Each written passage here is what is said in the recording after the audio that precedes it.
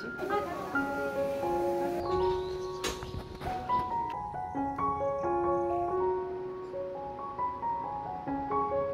Hello everyone, good morning. আশা করি তোমরা সকলে খুব ভালো আছো, আর আমরাও কিন্তু বেশ ভালো আছি। আমার আজকের ব্লগটি যে যেখান থেকে দেখছো তাদের সকলকে জানাই আমার পরিবারে আরও একবার অনেক অনেক স্বাগত। আজকের বারটি ছিল বৃহস্পতিবার, আর এখন ঘড়ির কাঁটায় বেজে গেছে ঠিক সকাল 8:30। আর এখন থেকে তোমাদেরকে সাথে নিয়ে আমি আমার আজকের দিনটি শুরু করলাম। আমি তো ঘুম থেকে অনেকক্ষণ আগেই উঠে পড়েছিলাম, আর ঘুম থেকে উঠে আর মোটামুটি যা কিছু কাজ বাজ থাকে সেগুলো সময়ের অনেকটা আগেই হয়ে গেছে। আর সোনামা ঘুম থেকেও উঠে পড়েছে, আর ঘুম থেকে উঠেই ওকে খাওয়ানো পটি করানো সমস্তটাই হয়ে গেছে।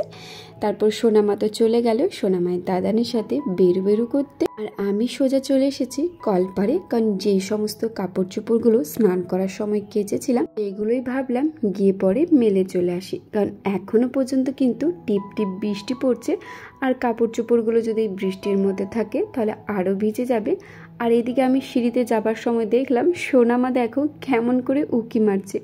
ও আমার গলার আওয়াজটা পেয়েছে, আর আওয়াজ যেই পেয়েছে অমনি খাটের তল থেকে দেখো কিভাবে উকি মারছে। আর এই জিনিসটা জানো তো আজ থেকে ঠিক 4-5 দিন আগে সোনামা শিখেছে। যখনই খাটের তলে থাকে ঠিক এইভাবে উকি মেরে দেখে কে বাড়িতে এসেছে। যাই হোক, এখন সোজা চলে এসেছি ছাদে, কারণ এখন তো একদম ছাদে যেতে পারবো না।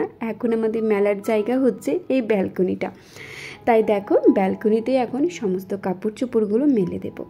আর আজ সকাল থেকে মেঘের অবস্থা যা আছে, বা এত বৃষ্টি পড়ছে দেখে একবারের জন্য মনে হচ্ছে না যে বেলার দিকে রোদ উঠবে, কারণ সমানে বৃষ্টি পড়ে যাচ্ছে। যাই হোক, কাপড় চোপড়গুলো তো ব্যালকনিতে মেলে দিয়েছি। আর তারপর আরও কতগুলো কাপড় চোপড় ছিল যেগুলো ব্যালকনির মধ্যে জায়গা হয়ে ওঠেনি, তাই ভাবলাম এই রুমের মধ্যে মেলে দিয়ে যাই। আর রুমের মধ্যে যে দড়িটা তোমরা টাঙানো দেখছো এটা সোজা তোমার ডাইনিং রুম পর্যন্ত আছে, অনেকগুলোই কিন্তু কাপড় মেলা যাবে। আজকে সকাল থেকে যে বৃষ্টিটা নামিয়েছে দেখে কোথাও মনে হচ্ছে না যে আজকে বৃষ্টি ছাড়াবে বলে। এই যে দেখো সমানই বৃষ্টি হয়ে যাচ্ছে। আর এই সোনামায়ের কাঁথাগুলো শোকাতে যে কী অসুবিধা হচ্ছে, আর এগুলো ফ্যানের হাওয়াতে তো শোকাচ্ছে না। আর কালকে একদমই রোদ দেয়নি, কালকে সারাদিন শুধু বৃষ্টি পড়েছে। তো যার কারণে এই যে দেখছো এটা একটা চাদর, তো চাদরটা কেটে এটা কাঁথা বানানো হয়েছে। কালকে করেছে যেহেতু শোকায়নি, এবার জানি না আজকে শোকাবে কিনা। সোনামায়ের প্রায় 10-12টা কাঁথা ভেজে আছে। এই যে দেখো পুরো ব্যালকনি ভর্তি, রুমে ভর্তি। বিরক্ত লাগছে, আর ভালো লাগছে না বৃষ্টিটাকে। 1 মাস ধরে বৃষ্টি, এই যে দেখো সমানে বৃষ্টি হয়ে যাচ্ছে। চলো নিচে যাই।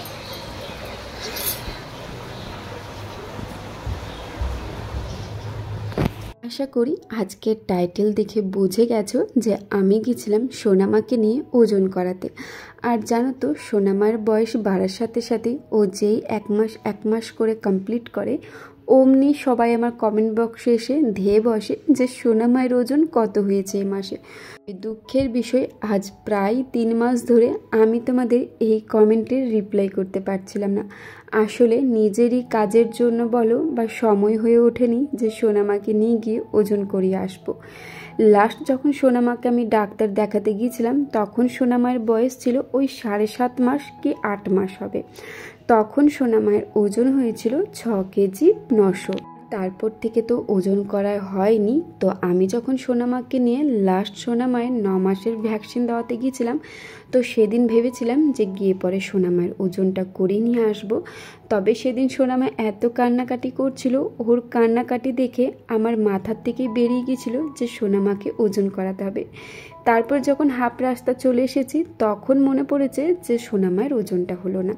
যাই হোক, তারপরে সেই দিদিভাইকে ফোন করে বলেছিলাম যে ওজন করা হলো না, তাহলে আমি পরের সপ্তাহে যাব। তবে ওই পরের সপ্তাহে যাব করে আর হয়ে ওঠেনি, কারণ দিদিভাইদের ডেঙ্গুর কাজ ছিল। আর তোমরা তো অনেকেই জানো, অনেকেই বলতে আজকে হয়তো নতুন ভিউয়ার্সরাও আমার ভিডিও দেখতে পারো, তবে যারা আমার পুরনো ভিউয়ার্স তারা তো জানোই আমি সোনামায়ের প্রত্যেকটা ভ্যাকসিন কিন্তু হেলথ সেন্টার থেকে নিই। যখনই সোনামাকে নিয়ে ডাক্তার দেখাতে যেতাম তখন ওই ডাক্তারখানাতে গিয়ে সোনামায়ের ওজন করাতাম, আর যখন ভ্যাকসিন নিতে যেতাম তো ওই ভ্যাকসিনের জায়গায় সোনামায়ের ওজন করাতাম। তবে আজ যেহেতু প্রায় 2.5 থেকে 3 মাস হয়ে গেছে ডাক্তারবাবুর কাছে সেভাবে যাওয়ার কোনো প্রয়োজন পড়েনি। আর ভ্যাকসিন যেহেতু সোনামায়ের সোনামায়ের 9 মাসের ছিল। তো তার আগে হেলথ সেন্টারই বা যাবো কেন, যার কারণে আর সোনামায়ের ওজনটা করানো হয়নি। তো যাই হোক, সেই দিদিভাইদের যেহেতু ডেঙ্গুর কাজ ছিল, যার কারণে আর হয়নি। বারে বারে আমি ফোন করে জিজ্ঞেস করেছিলাম কখন যাব, কারণ সোনামায়ের 9 মাসের ভ্যাকসিনটা প্রায় 1 মাস আগেই হয়ে গেছে। তো এই 1 মাস ধরে যাব করে আর যাওয়া হয়নি। তো ফাইনালি বৃহস্পতিবার দিন না, বুধবার দিনে আমি দিদিভাইকে ফোন করে বলেছিলাম যে কবে যাব বলো, কারণ আমার আর তয় সইছে না। কারণ প্রত্যেক মাস বাড়ার সাথে সাথে জানি না কেন মনের মধ্যে হয় কখন সোনামায়ের ওজন করাবো, বা আমি ঠিকঠাক সোনামাকে খাবার দিচ্ছি তো, সোনামায়ের ওজনটা বাড়ছে তো। আর এটা আমার মনে হয় প্রত্যেকটা মায়ের মনেই প্রশ্ন, ঠিক যেমন আমার মনেও প্রশ্ন ছিল। তো যাই হোক, দিদিভাইকে বুধবার দিন ফোন করেছিলাম। তো সেই দিদিভাইটা বলেছিল তুমি বৃহস্পতিবার চলে এসো। তবে আজকে সকালে যাব করে ঠিক করে যখন বাইরে দেখলাম এত বৃষ্টি যে 5 মিনিটও বাইরে বেরোনো যাবে না, তখন মনটা একটু খারাপ হয়ে গেল। ভাবলাম আজকেও হয়তো আর ওজন করানো হবে না, আর জানি না সোনামাকে নিয়ে কবে যাব। তবে যাই হোক, যাওয়ার ঠিক কিছুক্ষণ আগে দেখলাম বৃষ্টি থামিয়ে গেছে। অমনি আমার শ্বশুরমশাইকে বললাম বাবা চলো সোনামাকে নিয়ে গিয়ে ওজনটা করিয়ে নিয়ে আসি। আর যেখানে যাচ্ছি এইটা আমার বাড়ির থেকে হাঁটা রাস্তা, খুব জোর হলে হয়তো 3 থেকে 4 মিনিট। তো যাই হোক, ছাতা নিয়ে বেরিয়ে পড়েছি সোনামাকে নিয়ে ওজন করাতে যাব বলে। তবে বৃষ্টি একদমই পড়েনি, আমাদের যাবার মুহূর্তে ঠিক 10 মিনিট আগে বৃষ্টি ছাড়িয়ে গেছে। তো বেশ ভালোই লাগলো, ভাবলাম যাই ওজনটা তাহলে করিয়ে নিয়ে আসি। এই যে এখন আমরা যাচ্ছি। হ্যাঁ জানি তোমাদের মনে প্রশ্ন হচ্ছে যে আমার সোনামায়ের ওজন ঠিক কত হয়েছে। আসলে জানো তো, মনটা এতটাই খারাপ যে ওজনটা আমার বলতেই ইচ্ছে করছে না। যাই হোক, অনেকে আগ্রহের সাথে বসে আছো সোনামায়ের ওজনটা জানার জন্য, তাই আমার মনের ইচ্ছে না থাকলো বা মনটা খারাপ থাকলেও তো বলতে হবে, তাই না? তো এখানে গিয়ে দেখি বেশ অনেক ভিড় হয়েছে। ওই যে ছোট বাচ্চাগুলো থাকে যাদের প্রথম ভ্যাকসিন থাকে, তো প্রায় 4 থেকে 5টা বাচ্চা এসেছিলো। তাছাড়া অনেক ভ্যাকসিনের বাচ্চা ছিল, প্রায় 10 থেকে 12 জনা ছিল। তো এখানে গিয়ে বেশ কিছুক্ষণ আমাকে অপেক্ষা করতে হয়েছে, কারণ দিদিভাইরা বললো এখন ভ্যাকসিনের কাজগুলো করে নিই, তারপরে সোনামের ওজনটা করে দেব। যাই হোক, বেশ কিছুক্ষণ অপেক্ষা করার পর আমাকে ডাকে যে এসো ওজনটা করিয়ে দেবো। তো সোনামায়ের যখন ওজন করালো, তো ওজনটা দেখে সত্যি কথা বলতে মনটা খারাপ হয়ে গিয়েছিল। জানি না কেন, সোনামাকে আমি সব দিক দিয়ে খাবার দিচ্ছি, যে খাবারগুলো খেলে ওজন বাড়ে সেইগুলোও দিচ্ছি, তা ওর ওজনটা কেন বাড়ছে না এটা আমি নিজেও বুঝতে পারছি না। তো ফাইনালি 3 মাস পর যখন সোনামাকে নিয়ে ওজন করাতে গেলাম, যেদিন সোনামায়ের ওজন করাতে গিয়েছিলাম সেদিন সোনামায়ের বয়স ছিল 10 মাস 21 দিন। তো এই 10 মাস 21 দিনে সোনামায়ের ওজন হয়েছে 7 কেজি 800। আমি জানি না এই ওজনটা ওর বয়সের পরিমাণে পারফেক্ট আছে কি না। তো মন খারাপ হয়তো একটু আছে, আবার এখন হয়তো মনটা ঠিক হয়ে গেছে।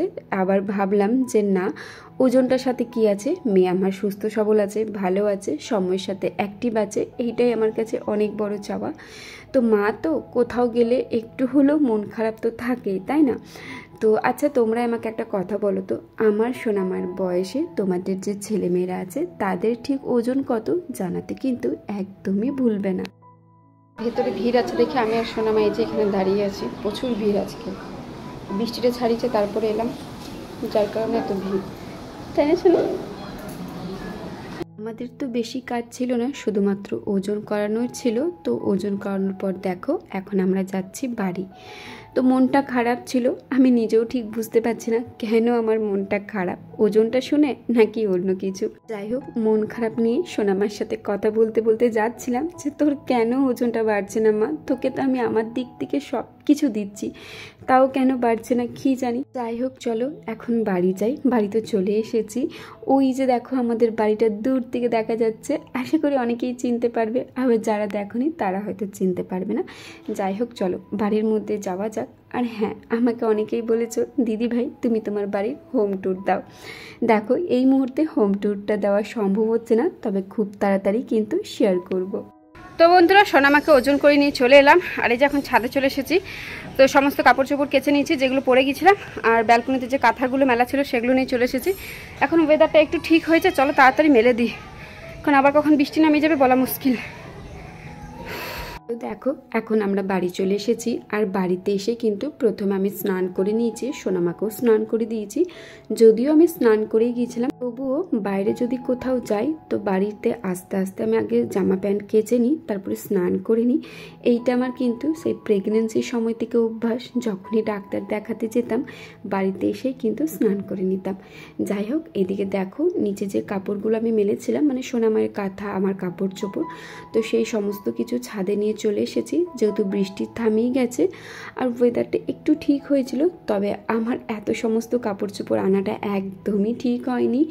নিচে গেছি অমনি বৃষ্টি আবার শুরু হয়ে গেছে, যার কারণে তাড়াহুড়োর মধ্যে ছাদে এসে সমস্ত কাপড় চোপড়গুলো নিচে নিয়ে চলে গিয়েছিলাম। আর দেখো ঠিক কত কাপড় চোপড় হয়েছে। আর এত কাপড় চোপড় যদি ভেজা থাকে তাহলে কত খারাপ লাগে তোমরা বলো। আর ছাদে মেলার জায়গা পাচ্ছি না, তো সমস্ত ডাইনিং জুড়ে, রুম জুড়ে শুধু কাপড়ে কাপড়ময়। যাই হোক, এদিকে খাওয়া দাওয়া করে দেখো সোনামায়ের কাণ্ডটা দেখো। এখন মেয়ে শিখেছে এই বালিশ ধরে ও শুধু দাঁড়িয়ে থাকবে আর দুম দাম করে খাটের মধ্যে পড়ে যাচ্ছে। কি যে দুষ্টুমি করতে শুরু করেছে। আর বয়স বাড়ার সাথে সাথে মেয়ে আমার এত দুষ্টু হয়েছে যে কি বলবো। এই যে দেখো তোমরা, বালিশ ধরবে আর ঠিক এইভাবে দাঁড়িয়ে থাকবে। আসলেও সাপোর্ট ছাড়া শুধু নিজে দাঁড়াতে পারে না, তাই বালিশ ধরে এইভাবে দাঁড়িয়ে থাকবে, এক পা করে হাঁটাচলা করবে আর দুমদাম খাটের মধ্যে পড়ে যাবে। আর এইটা করতে ওর কি যে ভালো লাগে কি জানি। যতবার কোলে নেব একদমই কোলের মধ্যে থাকতে চাইবে না, বারবার বলবে বালিশটা ধরে চুপটি করে এইভাবে দাঁড়িয়ে থাকবো। তো যাই হোক, চলো আজকের ভিডিওটা এত দূরে রাখলাম। ভালো লেগে থাকলে অবশ্যই like, comment, share and subscribe করে আমার পাশে থাকবে। চ্যানেলে যদি কোনো নতুন ভিউয়ার্স হয়ে থাকো চ্যানেলটিকে অবশ্যই সাবস্ক্রাইব করে যেও। তাহলে চলো আজকের মতো আসি, দেখা হচ্ছে খুব শীঘ্রই অন্য কোনো নতুন ব্লগে। ততক্ষণ সবাই খুব ভালো থেকো, সুস্থ থেকো, সাবধানে থেকো।